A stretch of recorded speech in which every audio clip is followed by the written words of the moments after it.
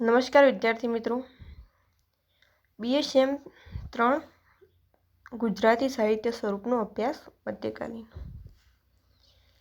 તેમાં આપણે પ્રશ્નની પદનું સ્વરૂપ અને વિકાસ આ પ્રશ્ન ચાલુ હતો. તો એક લેક્ચર તેમને આપણે અડધો પ્રશ્ન ચલાવી લીધો છે અને બાકીનો આજે આપણે જોવાનું છે. તો ઉદ્ભવ અને વિકાસ જોઈ લીધો હતો. પદ કવિતાનું પ્રથમ પ્રતિભાશાળી કવિ નરસિંહ મહેતાનું પદ જોઈ લીધું હતું અને હવે આટલે સુધી આવ્યા હતા. તો જોઈએ, આ બાબતે અનંતરાય રાવળ કહે છે કે નરસિંહના મનમાં તો ગોપીઓ એટલે વૃત્તિઓ.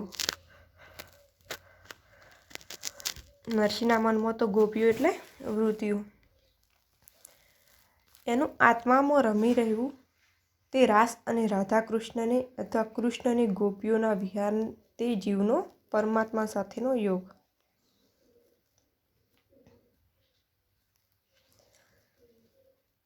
એટલે કે રાસ અને રાધા કૃષ્ણનો અથવા કૃષ્ણને ગોપીઓનો કે રાધા કૃષ્ણનો અથવા કૃષ્ણની ગોપીઓનો વિહાર તે જીવનો પરમાત્મા સાથેનો યોગ. આમ અનંતરાય રાવળ કહે છે. કૃષ્ણ જન્મ સમયના પદો, કૃષ્ણ જન્મ વધાઈના પદો અને બાળલીલાના પદોમાં નરસિંહે વાત્સલ્ય ભક્તિ નિરૂપી છે. એટલે કે કૃષ્ણના જે જન્મ્યા તે સમયના પદો પણ નરસિંહે આપેલા છે, તેમને વધાવ્યા તે સમયના પદો પણ નરસિંહે આપેલા છે અને તેમની જે બાળલીલા હતી, બાળપણમાં જે ચમત્કારો કર્યા હતા તેમના પદો પણ નરસિંહ મહેતાએ આપ્યા છે અને બધા પદોમાં તેમને વાત્સલ્યની ભક્તિના પદો નિરૂપ્યા છે. આમ અલગ અલગ રીતે ઘણા બધા પદો નરસિંહ મહેતાએ કૃષ્ણ ઉપર આપેલા જોવા મળે છે. કૃષ્ણનો જન્મ થવાથી નંદના ઘરે જે આનંદ થાય છે તેનું વર્ણન નરસિંહે આ રીતે કર્યું છે કે નંદના ઘરે જે બાળકનો જન્મ થાય છે કૃષ્ણનો, ત્યારે તેમના ઘરે ખૂબ જ આનંદ છવાઈ જાય છે. આખા ગામમાં મીઠાઈનું વિતરણ કરે છે અને નરસિંહ મહેતાએ પણ આ રીતે તેમના પદોમાં તેમનું વર્ણન કર્યું છે. કોટી કોટી શશી પ્રગટ્યા, કોટી દીવડા પ્રગટ્યા. કોટી કોટી શશી પ્રગટ્યા, કોટી દીવડા પ્રગટ્યા. નાનું સરખું ગોકળિયું મારે મારે વાહને વૈકુંઠ કીધું. કૃષ્ણના અનેક તોફાનો, હઠો અને પરાક્રમોનું નરસિંહે એકદમ સહજતાથી નિરૂપણ કર્યું છે. એટલે જે કૃષ્ણ હતા તેમના બાળપણના જે તોફાનો હતા, તેમની હઠો હતી અને તેમના જે પરાક્રમો અને ચમત્કારો હતા તેમને પણ નરસિંહે સહજતાથી પદમાં ઉતારી લીધું છે. બાળપણમાં શ્રી કૃષ્ણએ ઘણા બધા પરાક્રમો પણ કરી લીધા હતા. તે બધાના પદો તરીકે નરસિંહ મહેતાનું વર્ણન આજે પણ આપણને જોવા મળે છે. જળકમળ છાંડી જાને બાળા એ નરસિંહનું એક જાણીતું પદ છે. જળકમળ છોડી જાને બાળા એટલે કે આ જ્યારે આ પદ જ્યારે જે શ્રી કૃષ્ણ યમુના નદીમાં પેલા સાત નાગ હોય છે તેમને મારવા યમુના નદીમાં કૂદકો મારે છે, તે સમયનું આર્યું ભજન છે. ત્યારે જે નાગની જે રાણીઓ હોય છે તે કૃષ્ણને ભાગી જવા બોલે છે કે જળકમળ છોડી જાને બાળા, સ્વામી મારા જાગશે તો તને મારશે. એટલે એ રાણીઓ કૃષ્ણને કહે છે કે હે બાળક, તું જતો રહે, જો મારા સ્વામી નાગ છે તે જાગી જશે તો તને મારશે. આમ નાગની રાણીઓ બધી બોલે છે. એ સમયનું ભજન પણ નરસિંહ મહેતાએ જાણીતી રીતે લખી લીધું છે અને તે નરસિંહ મહેતાનું એક જાણીતું પદ બની ગયું. એક અન્ય પદમાં કૃષ્ણની હઠની નિરૂપતા એ વર્ણવે છે કે ઓ પેલો ચાંદલિયોમાં મને રમવા નહીં આલો. જ્યારે કૃષ્ણ નાના હતા ત્યારે હઠ કરે છે કે ચાંદો રમવાની જીદ કરે છે, તેનું પદ પણ નરસિંહ મહેતાએ વર્ણવી લીધું છે કે ઓ પેલો ચાંદલિયોમાં મને રમવા નહીં આલો, કે ચાંદોમાં મને રમવા આપો. તેવી કૃષ્ણની હઠ હોય છે. આત્મા અને પરમાત્મા વચ્ચેના પ્રેમને, ગોપીઓ અને કૃષ્ણ વચ્ચેના પ્રેમને પદોમાં નરસિંહ જીવ અને શિવના પ્રેમ તરીકે ગાયો છે. આત્મા અને પરમાત્મા વચ્ચેના પ્રેમને અને ગોપીઓ અને શ્રી કૃષ્ણ વચ્ચેના પ્રેમને પદોમાં નરસિંહ જીવ અને શિવના પ્રેમ તરીકે ગાયો છે. એટલે કે જે આત્મા અને પરમાત્મા વચ્ચેનો પ્રેમ હોય છે અને જે ગોપીઓ અને શ્રી કૃષ્ણ વચ્ચેનો જે પ્રેમ હોય છે તે એક જીવ માન્યો છે અને શિવ માન્યો છે. આમ આ જીવ અને શિવનું જે પ્રેમ હોય છે તેમને પણ કવિએ પદોમાં લખી દીધો છે. તેના ઉપરથી પણ નરસિંહ પદ લખ્યા હોય છે. આવા પદોમાં ભક્તિ રસની પ્રબળ અભિવ્યક્તિ અને ઉર્મિઓની સચ્ચાઈ જોવા મળે છે. કૃષ્ણ અને ગોપીઓને એ આ રીતે વર્ણવે છે. એટલે કે જે એવા પદો હોય છે તેમાં કૃષ્ણજીની જે ભક્તિ હોય છે તે આપણને જોવા મળે છે એવા પદોમાં.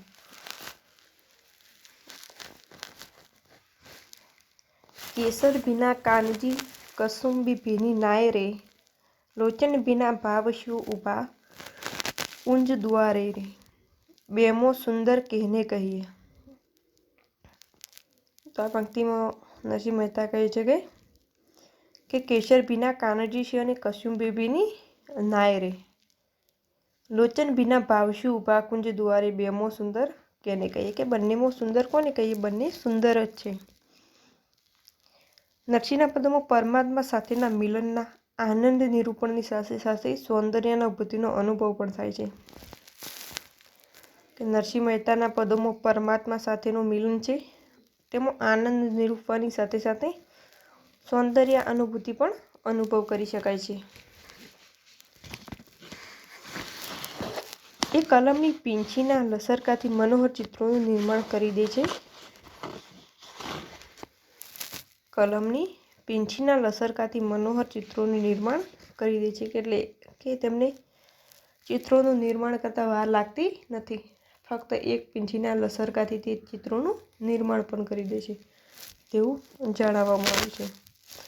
એટલે કે નરસિંહ મહેતાના પદોમાં પ્રભુનું મિલન, તેમાં પ્રેમના પદો પણ છે અને વિરહના પદો પણ જોવા મળે છે.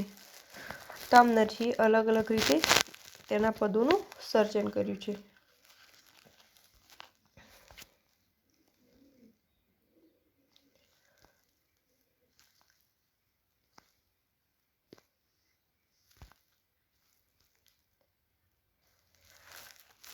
તો જોઈએ સુંદરી વદન વિધુ કુમુદ કમલાપતિ, જડિત્ર ચિંતામણી હેમરત્ને. સુંદરી વદન વિધિ કુમુદ કમલાપતિ, જડિત્ર ચિંતામણી હેમરત્ને. લચીસી ચતુરા ઊભી કે એના ઉર પર નાચે મોર. એટલે કે નરસિંહના પદોમાં જ્ઞાન, ભક્તિ અને વૈરાગ્યનું નિરૂપણ હોય છે. તે કે તેમના પદોમાં જ્ઞાન જોવા મળે છે અને તે ઉપરાંત ભક્તિ પણ જોવા મળે છે અને વૈરાગ્યનું નિરૂપણ પણ જોવામાં આવતું હોય છે. એની સંગાથે એમાં ભક્તિ કરવાનો ઉપદેશ પણ છે. નરસિંહના પદોમાં ભક્તિ કરવાનો ઉપદેશ પણ આવતો હોય છે. ઉપનિષદોના તત્વજ્ઞાનને એણે રસિક રીતે ગાયું છે. નરસિંહ મહેતાએ પ્રભુ મિલનના પદો, પ્રભુ વિરહના પદો, તેમના જન્મ, બાળલીલાના આ બધા પદો ઉપરાંત ઉપનિષદોના જે તત્વજ્ઞાનના પદો છે તેમની પણ તેને રચના કરી છે. જે ઉપનિષદના જે તત્વજ્ઞાન છે તેમની પણ તેને સારી રીતે રચના કરી છે અને તેમના ઉપર પણ પદો આપ્યા છે. ઉપનિષદ ઉપર પણ તેમને પદોની રચના કરી છે. સગુણ પરમાત્માના સ્વરૂપની રજૂઆત પણ એના પદોમાં થઈ છે. પરમાત્માના સ્વરૂપની રજૂઆત પણ નરસિંહના પદોમાં આપણને જોવા મળે છે. આ પ્રકારનું ચિંતન કાવ્યાત્મક બની રહે છે અને કેટલાય પદોમાં આવી ધ્રુવ પંક્તિઓ પરથી જ નરસિંહના સર્જકત્વનો પ્રબળ રણકાર સાંભળવા મળી જાય છે. આ પ્રકારનું ચિંતન છે તે કાવ્યાત્મક બની રહે છે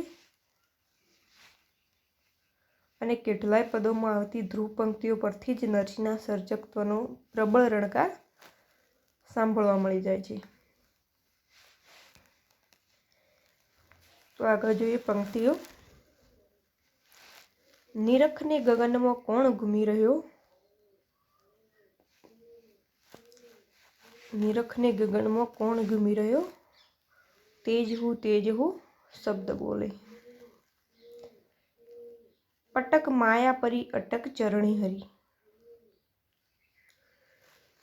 ઘાટ ઘડ્યા પછી નામરૂપ જુજવા, અંતે તો હેમનું હેમ હોય. ધન્ય ધન્ય ભાગ્ય જે સાધુ સંગત કરે, કૃષ્ણ કીર્તન થકી કૃષ્ણ ભાસે. કર્મ તણો કાંકરો કાઢી નાખો, માથે મરણ તણી છે મોટી ગાટી. રાત રહે જ્યારે પાછલી ખટગડી, ટાળ્યા તે કોઈના નવ ટળે રઘુનાથના જડિયા. જાગીને જોઉં તો જગત દિશે નહીં, ઊંઘમાં અટપટા ભોગ બાસે. એટલે કે જાગીને જોઉં તો જગત કશું પણ જગતમાં દિસતું નથી, પણ ઊંઘમાં અટપટા અલગ અલગ બાસ દિસે છે. નરસિંહના પદોમાં રસઘનતા અને ભવ્યતાની પ્રતીતિ થાય છે. કે નરસિંહના જે પદો છે તેમાં રસઘનતા અને ભવ્યતાની પ્રતીતિ પણ થાય છે. શબ્દ માધુર્ય, અનવદ્ય ભાષા કૌશલ પણ ધ્યાન ખેંચે છે. કે શબ્દ માધુર્ય, જે પદોનું જે શબ્દનું માધુર્ય છે તે અનવદ્ય અને ભાષા કૌશલ પણ તેમના પદોમાં ધ્યાન ખેંચે તેવું છે. ઉમાશંકર જોશી કહે છે કે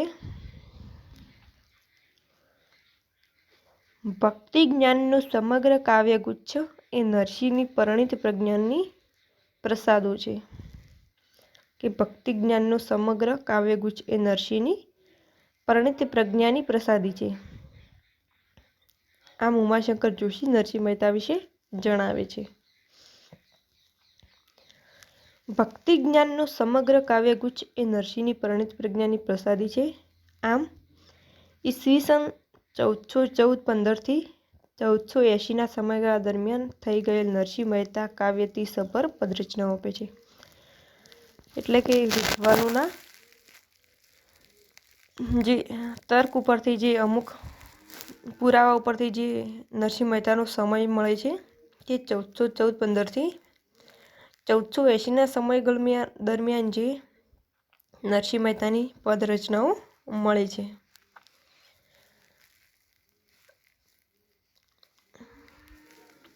તો આગળ રતિલાલ દવે કહે છે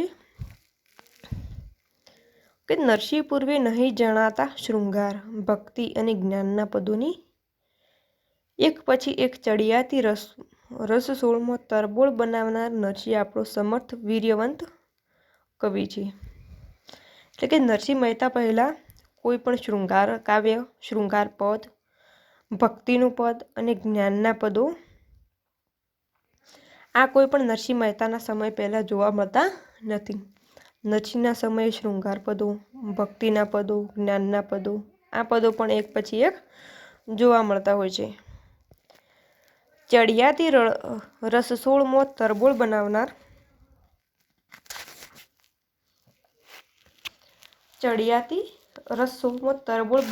નરસિંહ આપણો સમર્થ વીર્યવંત કવિ છે. એટલે કે આ બધા પદોને એક પછી એક રસ 16મો તરબોળ બનાવનારા આ ગુજરાતી સાહિત્યનો અગત્યનો કવિ છે.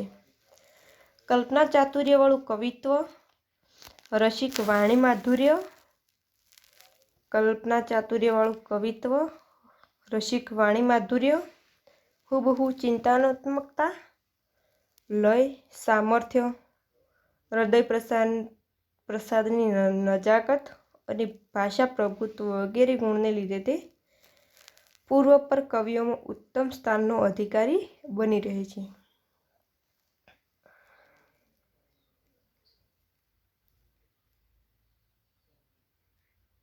એટલે કે નરસિંહ મહેતાનું જે ભાષા પ્રભુત્વ છે, કલ્પના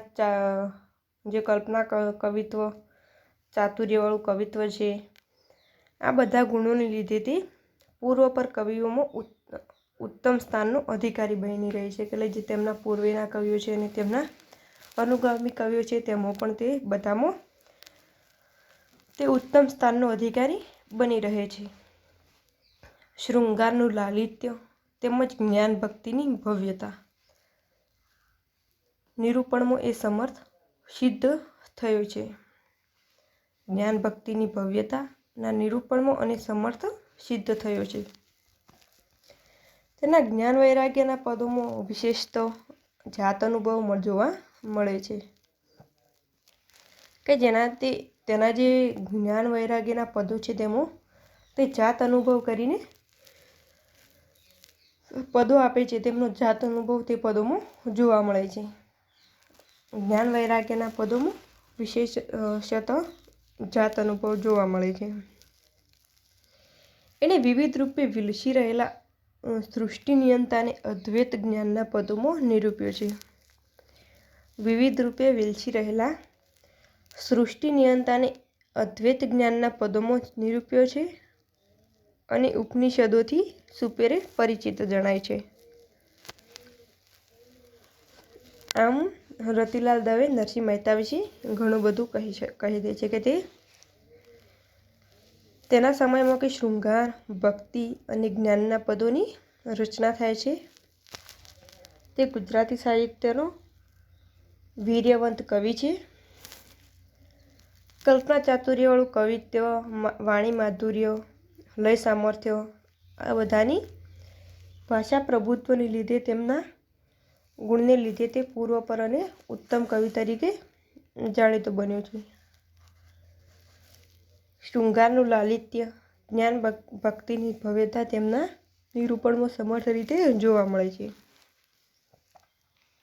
અને જ્ઞાન વૈરાગ્યના પદોમાં તો તેનો જાત અનુભવ પણ જોવા મળ્યો છે. તો હવે જોઈએ નરસિંહ મહેતાનું સર્જક વ્યક્તિત્વ જ્ઞાની ભક્ત કવિનું છે. નરસિંહ મહેતાનું સર્જક વ્યક્તિત્વ જ્ઞાની ભક્ત કવિનું છે. એના પદોમાં ઉર્મિકાવ્ય માટે આવશ્યક લાગણીની ઉત્કટતા અને ભાવની પ્રબળતા જોવા મળે છે. એટલે કે જેનું સર્જકનું વ્યક્તિત્વ છે તે વ્યક્તિત્વ જ્ઞાની ભક્ત કવિનું છે. એટલે કે એક ભક્ત કવિ તરીકે તેનું જ્ઞાનનું ઉત્તમ છે. તેના પદોમાં ઉર્મિકાવ્ય માટે આવશ્યક લાગણીની ઉત્કટતા અને ભાવની પ્રબળતા જોવા મળતી હોય છે. ઉર્મિકાવ્ય માટે આવશ્યક લાગણીની ઉત્કટતા અને ભાવની પ્રબળતા જોવા મળે છે. એના પદોમાં કાવ્યત્વ ખીલી ઉઠ્યું છે. આથી નરસિંહના પદો ઉત્તમ ઉર્મિકાવ્ય પણ છે. નરસિંહના પદો ઉત્તમ ઉર્મિકાવ્ય પણ છે. પ્રેમલક્ષણા ભક્તિનો આ સમર્થ કવિ છે. ભક્તિના ભાવોને ગાતી વખતે એ ભાવ ત્રદુપ બની જાય છે. નરસિંહના પદો ઉત્તમ ઉર્મિકાવ્ય પણ છે. એટલે કે એક પદ તરીકે પદ અને ઉર્મિકાવ્યમાં કોઈ જાજો ફરક જોવા મળતો નથી. તેથી તેના પદો ઉત્તમ ઉર્મિકાવ્યો તરીકે પણ ગુજરાતી સાહિત્યમાં જોવા મળતા હોય છે. પ્રેમલક્ષણા ભક્તિનો આ સમર્થ કવિ છે.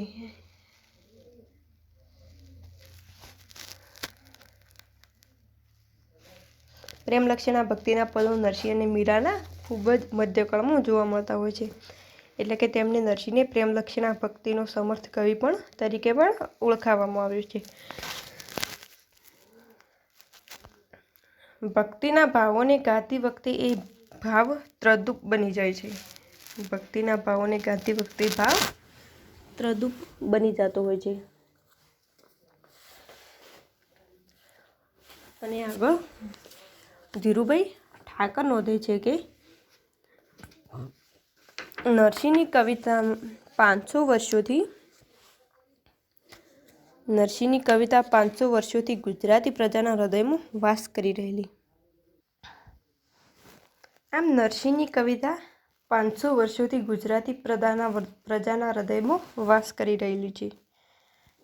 ધીરુભાઈ ઠાકર કહે છે કે નરસિંહ મહેતાની જે ઉત્તમ કવિતાઓ છે તે 500 વર્ષોથી પ્રજાના હૃદયમાં વાસ કરી રહી છે. એટલે કે એટલી ઉત્તમ કાવ્ય રચના તેમને આપેલી છે. તેનું કારણ તેમાંથી ટપકી રહેલી સાચા દિલની ભક્તિ છે. આ પ્રજા હૃદયમાં વાસ કરવાનું જે સાચું કારણ છે તે તેની ટપકી રહેલી સાચા દિલની ભક્તિ છે. ભક્તિને પ્રકટ કરવા સારું રાધા અને કૃષ્ણના પ્રેમનું રૂપક લેવામાં આવે છે. એટલે કે નરસિંહ મહેતાએ ભક્તિને પ્રગટ કરવા રાધા અને કૃષ્ણના પ્રેમનું રૂપક લેવામાં આવ્યું હતું. રૂપક લીધું છે. રૂપક એટલે કે ઉદાહરણ, એટલે કે રાધા અને કૃષ્ણનું ઉદાહરણ લીધું છે. આ રીતે પ્રગટ થતી પ્રેમલક્ષણા ભક્તિનું નામ પામે છે. એટલે કે આમ જે ભક્તિ તેના જે પદો છે તે પ્રેમલક્ષણા ભક્તિનું નામ પામ્યા છે. પ્રેમલક્ષણા ભક્તિને ઉત્તમ રીતે ગાઈ જનાર શ્રેષ્ઠ ગુજરાતી કવિ નરસિંહ છે. એટલે નરસિંહ મહેતા અને મીરાબાઈના જે પદો છે તેમાં પ્રેમલક્ષણા ભક્તિ ખૂબ જ ઉત્કૃષ્ટ રીતે આપણને જોવા મળે છે. આમ પ્રેમલક્ષણા ભક્તિને ઉત્તમ રીતે ગાઈ જનાર શ્રેષ્ઠ ગુજરાતી કવિ તરીકે નરસિંહ મહેતાનું નામ ઉલ્લેખનીય છે. હવે આગળ આવે છે કે ભાલણના પદો.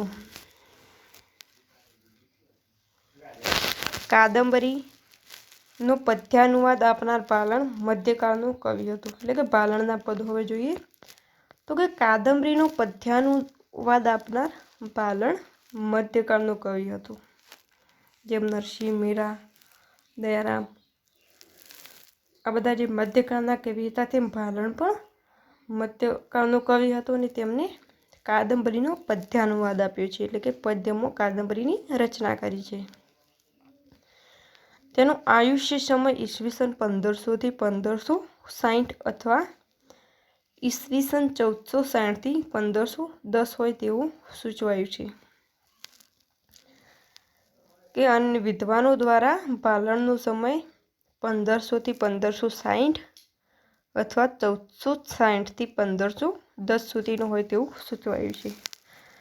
આમ તેના જન્મ સમયે કોઈ ખાસ અને ચોક્કસ માહિતી મળતી નથી. મધ્યકાળના બધા જ કવિઓની લગભગ કોઈ ખાસ માહિતી મળતી નથી. કોઈ અનેક પુરાવાને આધારે તેમનો જન્મનો અનુભવ તેનો અંદાજો લગાવી શકાય છે. તેના આયુષ્યકાળ વિશે મતાંતરો પ્રવર્તે છે અને મામકી આખ્યાનમાં ભાલણે પોતાનું વતન પાટણ હોવાનું જણાવેલ છે. એટલે કે તેના જન્મ સમય છે તેમના વિશે અનેક રીતે મતાંતરો કવિઓના પ્રવર્તે છે. અને જે ભાલણનું જે મામકી આખ્યાન છે તેની જે ફલશ્રુતિમાં કવિ પોતાની નાત જાત પોતાના વતન વિશે જે ઉલ્લેખ કરે તેમાં મામકી આખ્યાનમાં ફલશ્રુતિમાં ભાલણે પોતાના વતન પાટણ વિશે લખેલું આપણને જોવા મળે છે.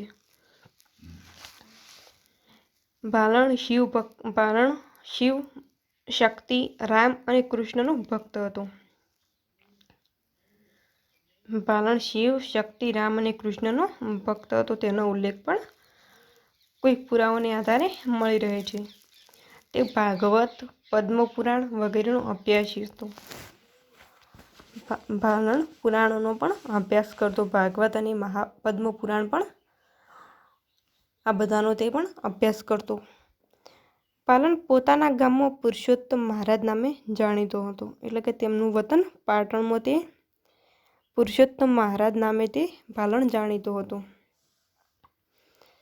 અને મધ્યકાલીન ગુજરાતી સાહિત્યમાં પાલણ નરસિંહ પછી અગત્યનો પદકવિ છે.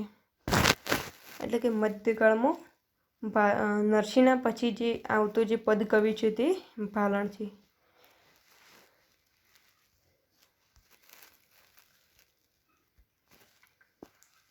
આગળ જોઈએ દશમસ્કંદ અને રામબાલ ચરિત્ર. દશમસ્કંદ અને રામબાલ ચરિત્રમાં મળતા પાલણના પદ અને મધ્યકાળના અગત્યના પદ તરીકે સ્થાપિત કરી આપે છે.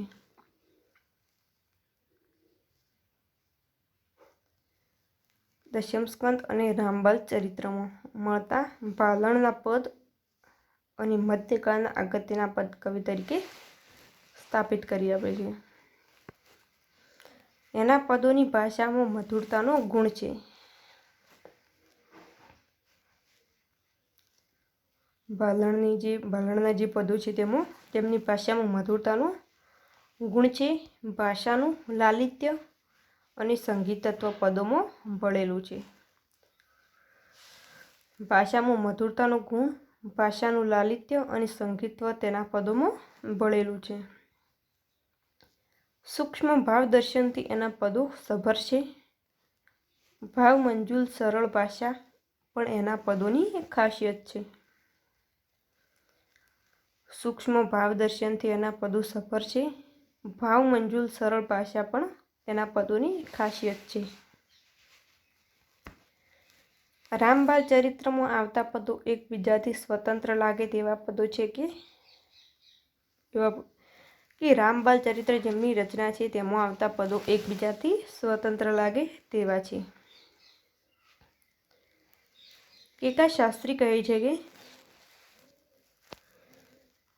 પાલણ વિશે કેશવલાલ કાશીરામ શાસ્ત્રી નોંધે છે કે રામ ભક્તિમાં જેમ જેમ એ મસ્ત બનતો ગયો તેમ તેમ આખ્યાનોને સ્થાને હૃદયના વેગને મૂર્તિમંત કરતી પદ રચનાઓમાં એ સરી ગયો. એટલે કે પાલણ જેમ જેમ રામ ભક્તિમાં ઊંડો ઉતરતો ગયો તેમ તેમ આખ્યાનો રસ્તો તે આખ્યાનોને સ્થાને હૃદયના વેગને મૂર્તિમંત કરતી પદ રચનાઓને સરી ગયો. કે જેમ જેમ ભક્તિમાં ઊંડો ઉતરતો ગયો તેમ તે મૂર્તિમંત હૃદયની મૂર્તિમંત કરતી પદ રચનાઓ આપતો ગયો. રામબાલ ચરિત્રના પાછલા ભાગમાં એક કથાનાત્મક સ્વરૂપમાં રચના કરે છે. રામબાલ ચરિત્ર જે તેની રચના છે પાલણની, તેનો જે પાછલો ભાગ છે તેમાં તે કથાનાત્મક સ્વરૂપમાં રચના કરે છે. પણ મોટા ભાગના પદો તો આત્મલક્ષી પ્રકારના છે. કે પાલણના મોટા ભાગના પદો તો આત્મલક્ષી પ્રકારના છે. પાલણે રામબાલ ચરિત્રની રચના એક સળંગ ગ્રંથ તરીકે નહીં પણ છૂટક પદરચનાના ભાગ સ્વરૂપે કરી હશે તેવું જણાય છે. કે પાલણે રામબાલ ચરિત્રની રચના સળંગ ગ્રંથ તરીકે કરેલી નથી, પરંતુ છૂટક પદરચનાના ભાગ સ્વરૂપે કરી હશે તેવું જાણવા મળે છે. દશમ સ્કંદમાં પાલણની પદકવિ તરીકેની પ્રતિભા સુંદર રીતે પ્રગટી છે. કે જેમ દશમ સ્કંદ હતું પાલણનું, તેમાં પાલણની પદકવિ તરીકેની પ્રતિભા સુંદર રીતે પ્રગટી છે. યશોદાનું માતૃવાત્સલ્ય હૃદય અને એ નિમિત્તે વહેતો વાત્સલ્ય રસ પદોને અનોખું સ્વરૂપ આપે છે. એટલે કે જે દશમ સ્કંદમાં જે યશોદા માતાનું માતૃવાત્સલ્ય હૃદય છે એ નિમિત્તે વહેતો જે વાત્સલ્ય ભાવ છે તે અનોખું સ્વરૂપ આપે છે. શ્રી કૃષ્ણનું બાલચરિત્ર વર્ણવાતા પદો દ્વારા પ્રકટતા કૃષ્ણ બાળલીલાના સ્વભાવોક્તિપૂર્ણ ચિત્રો મનોહર અને મનભર છે. એટલે કે કૃષ્ણનું બાલચરિત્ર વર્ણવતા પદો, કૃષ્ણના બાળપણના જે પદો છે, કૃષ્ણના બાળલીલાના પદો, આ બધા પદો પાલણના મનહર અને મનભર છે. સ્વભાવોક્તિપૂર્ણ મનહર અને મનભર છે. એટલે કે આ પદો ખૂબ જ ઉત્તમ રીતે આપણને જોવા મળે છે.